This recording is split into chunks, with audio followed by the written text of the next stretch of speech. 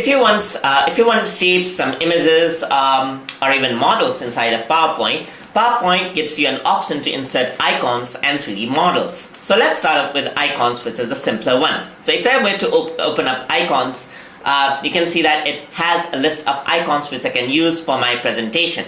For example, if I want animal icons, simply click here, and there you go. These are the animal icons of my choice. So you can see that I can click on this rooster icon right here, press insert, and the rooster is inserted.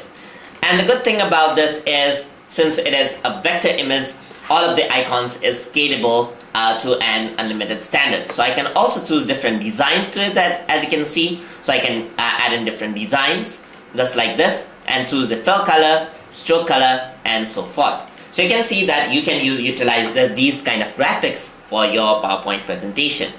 Besides that, you also get to insert 3D models. So you can go here, you can bring it from a file if you have an OBJ object or other 3D models, but I'm going to go to from online sources. So over here it'll access the library which the Microsoft actually uses itself. So it has a lot of resources, as you can see right here.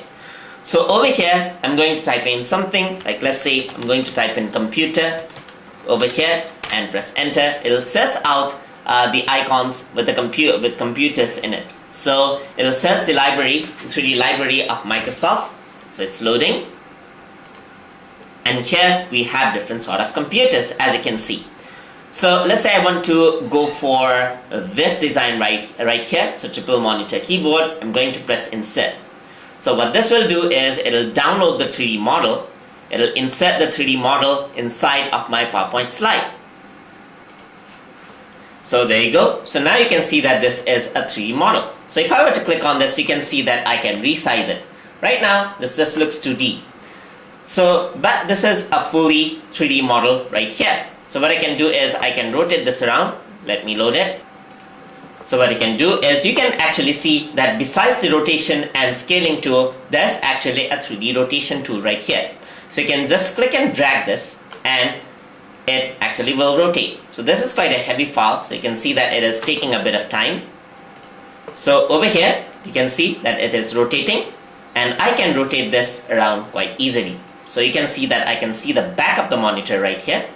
I can see the front of the monitor, the bottom, and so forth.